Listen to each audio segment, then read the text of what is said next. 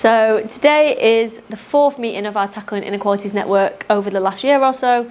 So really it was a bit of a celebration of what's been a pilot. So we've been testing out a new way of funding, the Community Soup Initiative, which essentially was around groups pitching for funding and then the rest of the network voting on where that funding should go. So this network is really all about bringing those groups together, sharing learning, sharing resources, thinking about how we can best support community groups to deliver kind of sustainable sport and physical activity opportunities.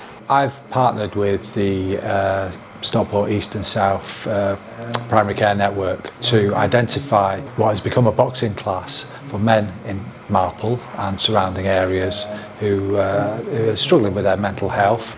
And we worked with two different community groups, both of them women-led, for women and by women. One is a language conversation class that meets regularly, and the other is a domestic abuse charity. Both groups work with migrant women with quite complex needs.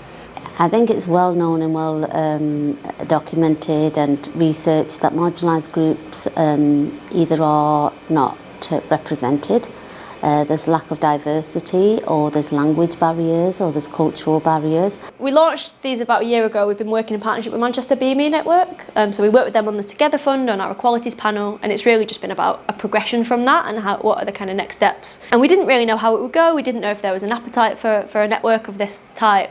But actually what we've seen, it has just kind of steadily grown. And today it was just absolutely packed in terms of, we were sold out. We were having to kind of say, look, if you can't make it, let us know, which I think is just a sign that it's something that's needed and something that's wanted. I'm not naturally inclined to be a networker, but I've realised that the benefits can be huge and a real game changer. Something that's worked really well as well is just that word of mouth, hasn't it? Like we've had people come to the projects and spread the word. We've got a current project at the moment where we started with a couple of women, now we've got like 20 plus women coming to these projects. A lot of it has been sharing through our community contacts, then they sharing, and then them sharing, and then sharing, and that kind of spreading the word. Previously I met one person at a similar collaborated project, and she was at another event. I told her that this is coming up, and from there she joined, and it's word of mouth basically. She bought another 3, somebody else found out, they bought another 2. The first phase we set up around September on the back of receiving the Community Soup funding. On the back of that learning, that was a daytime class. We've set an evening class up. We recognise that there's a lot of people out there who struggle with mental health but are functioning and they're working and so on, and that's kind of what this new data told us. Actually, there are a lot of people who would love to come to an evening class.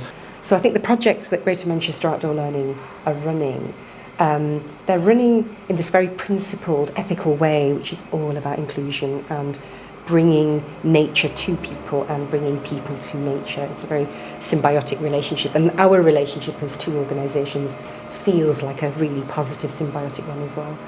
I'd really like to see the network become a bit of a community of practice. So it's almost like what are the kind of connections that we're seeing within the network, but actually what are we hearing about kind of the ripple effect? So what, if groups meet at this network, what are they going away and working on together? So definitely something around the relationships and seeing those grow and develop, having less of kind of GM Moving stood at the front, kind of leading that conversation, and more of some of the network members leading that and being that change.